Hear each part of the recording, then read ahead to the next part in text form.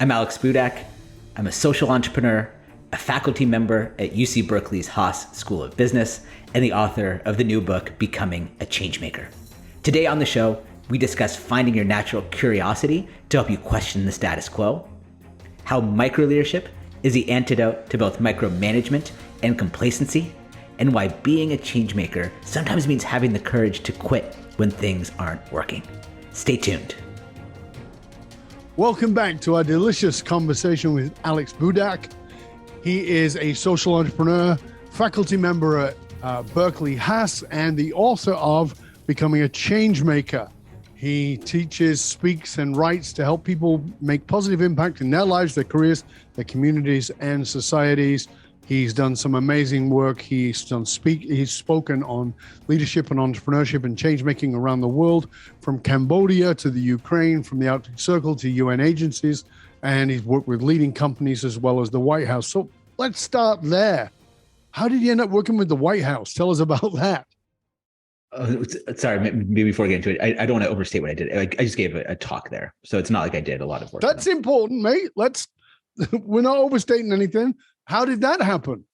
So I was part of an entrepreneurial network, and this is during the Obama administration. And he wanted to hear from sort of young millennial entrepreneurs about, what does it take to lead change and lead change in your community? We talked in part one about how I identify as a social entrepreneur. And so I was there with a bunch of more traditional entrepreneurs, and I had the chance to sort of put on my social entrepreneur hat and talk a bit about that. That's fabulous. Because I think yes, we can. It was the era of change that was all, part of the Obama's policies. Whether it was manifest or not is another question. But a lot of it was. But it's an interesting thing because you mentioned it there. You're a millennial, and there's a lot of stink about millennials, and it really annoys the hell out of me personally because I remember. In my book, Fiercely Loyal, I talked about, a lot of boomers saw, and I'm a boomer, saw millennials as, being entitled and wanting to, get ahead and learn it. And one of the things I said is, I can see, and I can definitely see where they're coming from, but there's another piece here. And the other piece is there's never been more change makers, more people who volunteer than millennials. So when they're saying they don't want to do it your way, maybe you should question whether your way is actually working anymore, because they do volunteer their time. And they may be entitled around certain things because they want to jump over things that don't work. And so, of course, the millennials are a massively entrepreneurial generation, but they are social entrepreneurs. Do you find that is that my bias? Or do you find that you meet a lot of social entrepreneurs who are millennials? I certainly do. And that's the circles that I run in, of course. But also I have the pleasure of teaching a lot of Gen Z students at UC Berkeley. And one of the things that I find in my students, and that the data are absolutely clear about, is that Gen Z, millennials also, but especially Gen Z, is 70% of them only want to work for a company that shares their values. So they're very values driven. They're looking for companies to take a stand on things like climate justice. And so I think started with millennials, Gen Z, picking up that torch, are really looking for more out of the work that they do. And I think social entrepreneurship comes very naturally. Now, I'm a big believer that Changemakers does not have an age. One of the chapters in my book is actually students always. And so I tell stories in the book, even a 90-year-old changemaker. So there's not an age limit on this at all. But I do find that there are a lot of millennials and Gen Z that sort of naturally gravitate towards this. I think another reason that people resist being change makers, as I said, everybody wants change as long as it doesn't inconvenience them, as long as they don't have to change. But, there's a lot of talk about failure. We got to embrace failure. There's hundreds of books been written on it, embrace failure, fail forward, fail faster, all those kinds of things. But I do still think that at a basic level, not humans, because psychology is my background, at a basic level, nobody wants to feel the rejection of a failure. Nobody wants to admit, I failed massively. But you see failure as a very important piece of this work of change. And, and you talked about being a change maker, being a social entrepreneur as a job, as doing something that puts you out of work. So talk to us about, you have a failure exercise and the importance of that, because again, I think that it's become cliche to say, embrace failure. Mm. Yeah, I always say, yeah, that's bullshit. People, nobody's really saying that to themselves. It's like, this sucks. Failure sucks. It's so easy for us to intellectualize it, right? And this is one of the critiques of academia often, is that we know exactly what to do. We just can't do it ourselves. And so I make students actually go do it. So we spend an entire lecture focused on questioning the status quo, on failure. So, we do some case studies. We look at some empirical data and research. We look at something called the failure paradox, which says that when we look at people who are really successful, we tend to think, oh, well, they succeeded a lot. But actually the data show they failed a lot. That sometimes success simply comes from just failing a lot. And so, my students, high achievers, perhaps like a lot of listeners of this podcast, and they're used to doing things generally the right way. And so we get to the end of the class where everyone has intellectualized this lesson. And then I try to get them uncomfortable. And I put up a slide, which simply has 2 words. It says, go fail. And students started kind of looking around a little nervous, like, what's going on here? And they put up the next slide and says, okay, you have 15 minutes.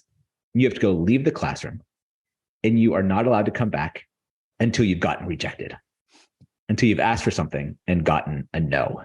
And I'm in the front of the room, and I can see students start to actually respond somatically. They start sweating a little bit. They start fidgeting in their seat. They're getting nervous. And I say, look, I'll be at the front of the room. If you need a little coaching, a little support, mentorship, I'll be here. I'll talk you through it. But yeah, I'm serious. 15 minutes, clock starts now, go fail. And so they leave out of the classroom and, they nervously shuffle their feet out. But then when they come back 15 minutes later, the energy is just absolutely off the charts. So much so that I once had a professor next door that came over and said, hey, can you keep the noise down? Because students were so lit up from this experience. And so they come back, and one of 2 things happens. So for about 30% of students, they go out there, they ask for something. They're sure they'll get rejected. And they get a yes. Right. I think about one woman who went to the cafe and she said, hi, could I have a free orange juice? And the barista said, yeah, okay. And she starts worrying. She's like, I'm supposed to fail. Could I have 2? And he goes, yeah, okay. 3? No, thankfully he cut her off after that. But she came back with 2 orange juices for the class. Fantastic. And so the lesson we learned there is that sometimes we set ourselves up for failure by not asking for something we even want in the first place. We're so sure we'll be rejected that we don't actually put ourselves out there. And going back to some of what you're saying about that, the fear of getting started. Well, sometimes we're so sure this thing won't work, someone won't believe in us, that we never get started, but you won't know till you try. So that's 30% of people. The other 70%, they ask for something, they get rejected exactly as expected. But when they come back, you might imagine that you feel worse about yourself because you've been rejected. Someone says no. But no, across the board, students feel so proud of themselves. They feel so glad that they put themselves out there, that they push themselves a little bit. And, I've taught this for multiple semesters across undergraduates, MBAs, and executives. And the entire time I've done it, I've never had one single person be mean to someone else when they rejected them. They say no. A student asked, hey, could I have some French fries? The other person says no, and they move on, right? Sometimes it's a laugh or whatever, but there's never been a downside to it. But they come back and they realize, hey, if I now have the confidence to ask for something that I didn't even want that much in the first place, imagine what I could do when there's something that I really do want. And so I want students to leave the class feeling like, yeah, you know what? Failure isn't just something for other people to do. Failure is essential to my ability to lead any type of change. I just love that because, I know that human beings, we have a failure bias, right? And the failure bias is, if I go for this, I will fail. And so rather than fail, I will not do it. And the chances of you getting what you want by not doing it are a big hole in the donut. There's absolutely nothing you're going to get. And what you're really doing is challenging them in a way that's minimally invested to challenge the status quo of the failure bias. And I love that. It's so simple and yet profound. But I love that story of 1 orange juice, 2 orange juices, 3 orange juices. So it's not only the willingness to fail, but the willingness to discover, where is the line? Where actually is the line? right? Go ask the prettiest girl out. Go ask the prettiest guy out. Whatever it is, the person you feel certain you'd be rejected by, go get the thing you think you can't have. Well, how much is that? That's $5,000. Can I give you 1,000? You might get a no, but what happens if you get a yes? Right? Could I work here? Well, could I teach at, I don't know, Berkeley? Well, do you have a PhD? No. Sure. Go write a syllabus. What the hell's a syllabus? I don't know. We'll work it out. Right? I mean, I just love that, because those things I just described, like the 10,000 for 1,000 or teaching at Berkeley, those are pretty damn big. But at some level, there had to be those micro failures. How did you do that in yourself? How did you teach yourself those? Or are you even aware of how you taught yourself to take micro failures and build them? I jumped right in. My first job really after graduate school was the social enterprise that I co-founded. So I didn't have a lot of leadership experience. I just sort of had this idea, was getting started, had a co-founder, had a couple engineers, and boom, we were in it. And I think, honestly, I thought it'd be a little bit easier than it was. I thought, like, I got this great idea. Who wouldn't want to support change makers? Well, it turns out a lot of people, actually. I got a lot of no's. And I didn't set out to do it on purpose, but I just started realizing, like, I got a lot of no's. But then I started kind of doing the mental calculus and going like, okay, trying to get partners, maybe 1 out of every 5 say yes. So instead of taking it personally, let me just go out and ask 20 people. And then by percentages, I should get 4. And then once you realize those 16, they don't hate me. There's nothing bad. It just wasn't the right fit. And the more I ask, the more likely they're to come along. Well, that helps me feel more comfortable. But I think I also made a switch, which is, doing these just partnerships as an example. You learn from the failure if you're smart about it, right? So it's not just about sort of getting rejected for the sake of it, but it's learning, getting feedback, tweaking. Maybe my pitch at the beginning was I try to talk to someone for 12 minutes about my idea and they get bored and go, Alex, no. And they're like, okay, let's shorten it. Let's, iterate. And that then opens up new possibilities. So I can't say that I had a grand plan, but I really learned by doing, because I think I realized that, well, there's no other path to make anything meaningful happen besides getting through a bunch of failure along the way. Well, that's that first stage, which is mindset, resilience, curiosity. So that led you into the second part, which is leadership. Did you have any understanding of what leadership was at that time, really, in a practical sense? So I had always been really involved in leadership. In high school, I was on student government each 4 years, but I think more of it was just because I came up with good slogans. So my slogan freshman year was, I back Budak. Sophomore year was, I still back Budak. Third year was, I'm back to back Budak. And the fourth year was back to back to back to back Budak. So I printed those out on my mom's printer with little labels. And, I'm not sure that I was a great leader, but at least had a good slogan. But I've always been a believer that leadership is not about titles, that leadership is about being of service. And so whether or not I had a highly refined sense of how to lead, I always had that sense in me and saw leadership as a privilege and saw leadership as a chance to sort of help others. And so I've always sort of gravitated towards that, even if, I had to learn a lot along the way once I did. Yeah, it's really good. So, you've talked about the resilience there. You've talked about the leadership, putting those two things together. A lot of people will say, yeah, but I'm not really a leader. I've got lots of friends who say, I love that you talk about leadership, Dov, but I'm not a leader. Talk to us about your whole concept of micro leadership, which is very different than, I just want to make everybody clear, micromanagement and micro leadership are vastly different, just like management and leadership are different. So talk to us about micro leadership. That's right. And micro leadership is really the antidote to micromanagement, but we'll get there in a second. So, Dov, as you mentioned in the intro, you're talking about, some of these great change makers, these great leaders. And I think business schools are guilty of this. We tend to teach the heroic case studies. So we talk about Steve Jobs pulling the iPhone out of his pocket, or Mandela, who fought apartheid and united the nation. And, there's a place for that type of heroic leadership. But I think so many of us, when we put those heroic leaders up on a pedestal, we look at them and go, I'm not as naturally charismatic as them. I'm not an extrovert like them. I'm not brave. Does that mean that leadership just isn't for me. Mm. I've heard that so often throughout my career. But I think the reason is that we've mistaken titles of leadership for acts of leadership. One of the driving beliefs of my work is that leaders might be scarce, but leadership is abundant, right? So there may be only one CEO, only one executive director, only one assistant regional manager, but each of us can practice leadership. And so it's driven by this insight, this belief that I developed what we call micro leadership. And so that simply breaks leadership down into its smallest, most meaningful unit, which I call a leadership moment. And if you think about it, these moments appear before us dozens of times per day. Maybe it's during a meeting. You recognize that one of your colleagues has been kind of quiet. You say, hey, no pressure, but would love to hear from you if you want to share your perspective. Or maybe it's having the courage to say no when everyone else is saying yes. Or maybe it's being the one person that stays late to help a new colleague clean up after their first event. Right? These are all tiny little leadership moments.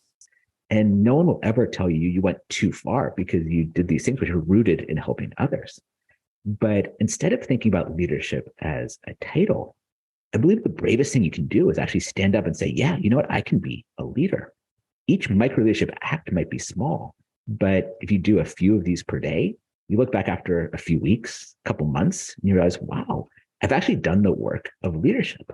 We often think that leadership is like the one person in a room telling other people what to do.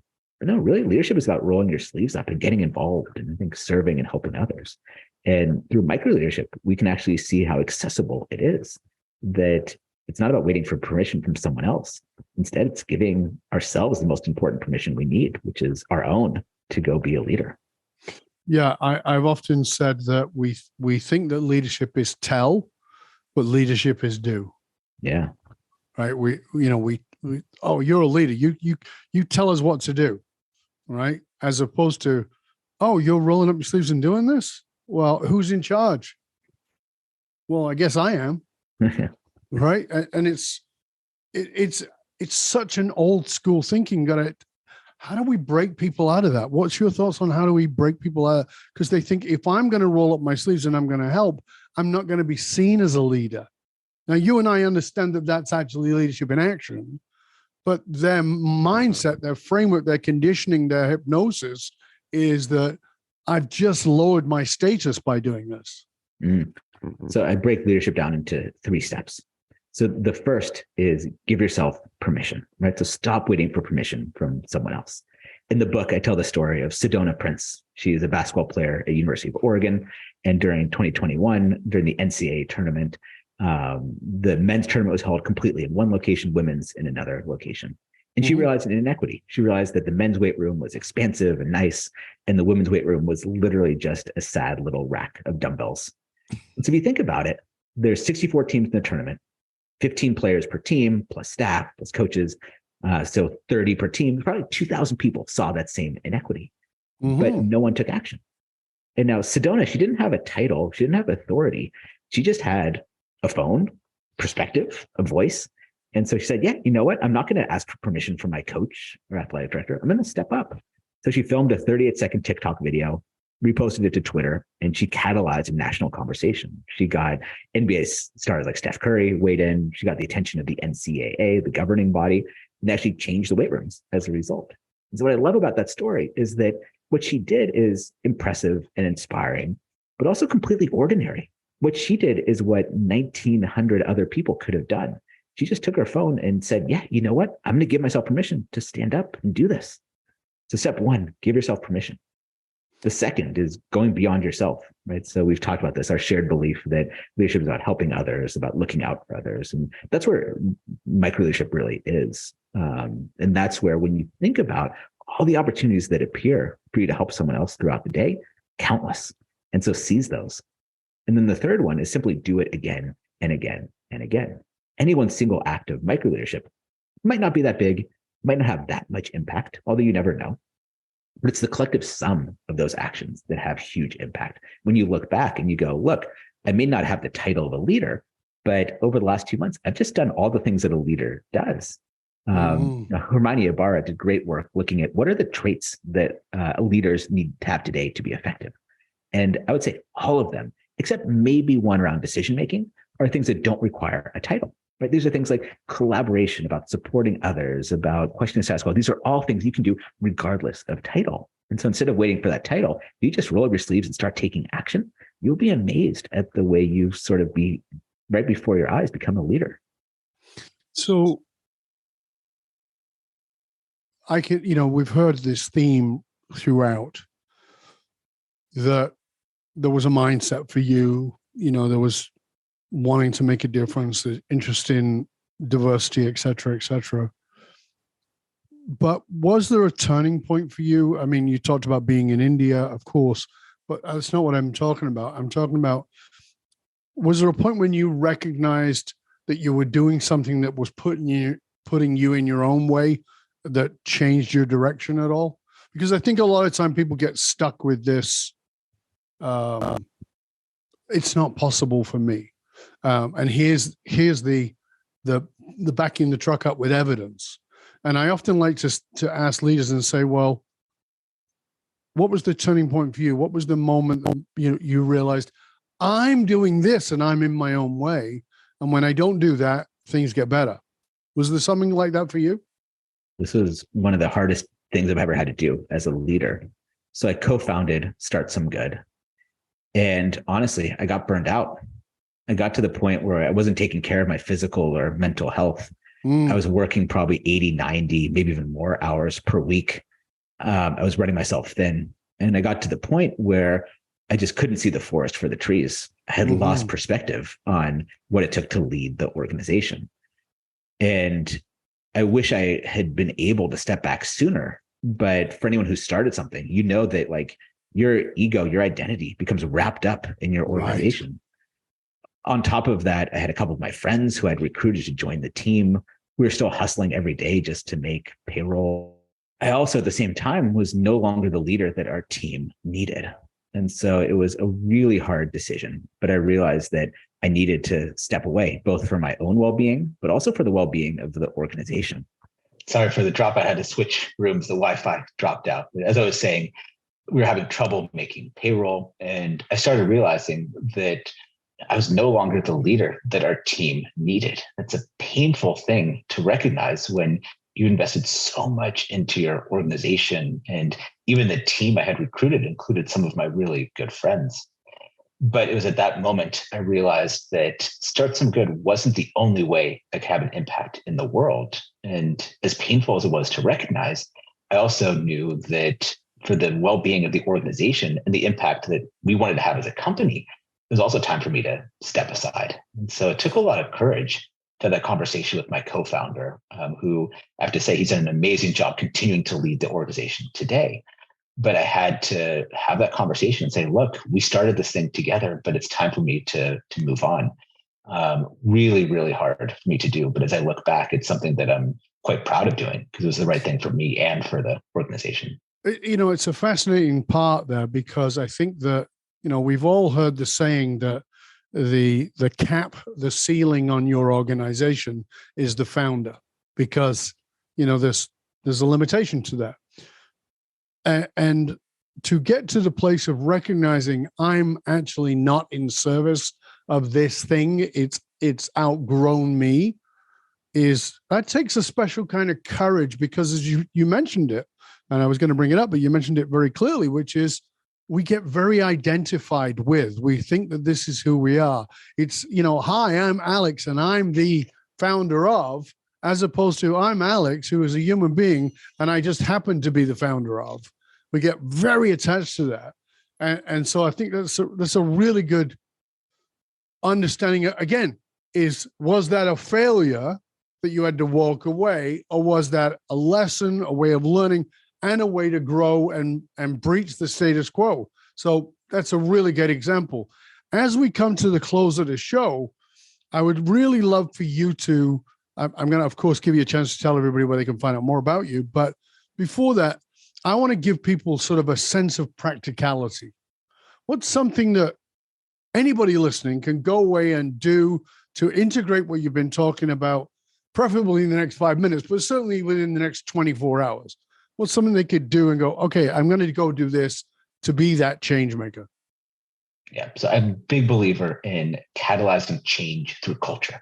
And so let me challenge you to go be a norm entrepreneur. Just like anyone can be a business entrepreneur, anyone can start and scale culture. So a norm entrepreneur means that you start and scale a bit of culture wherever you are. So it could be if you run a team, great.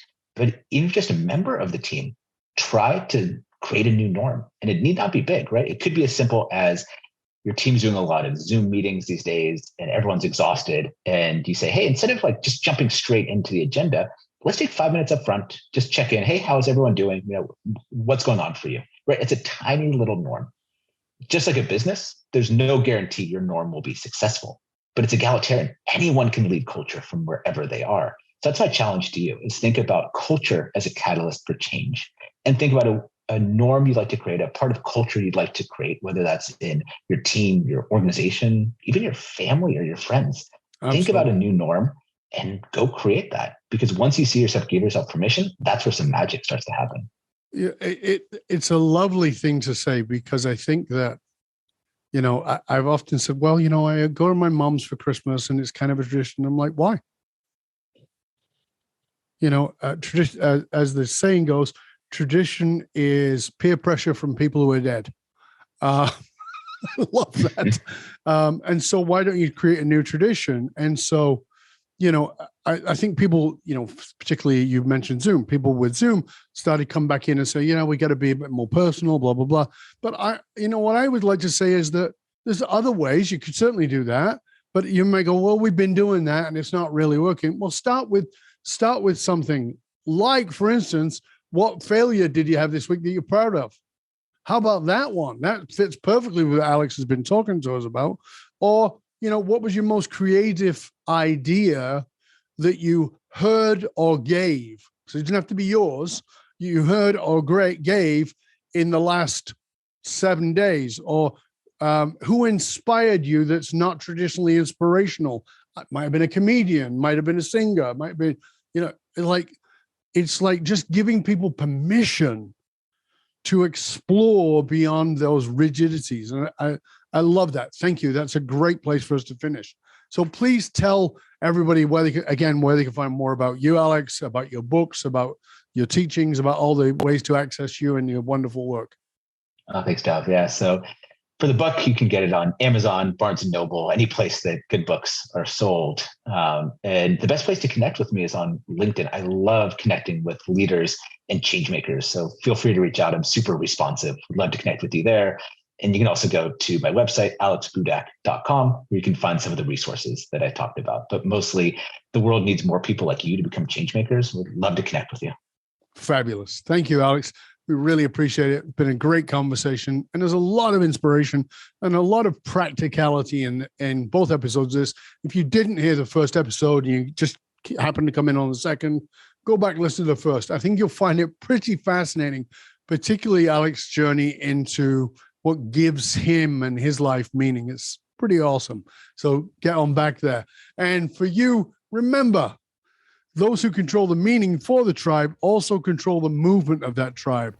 Whether you're a business leader or a political leader and you're committed to positively shaping the business or political landscape, you got to tap into what drives human beings.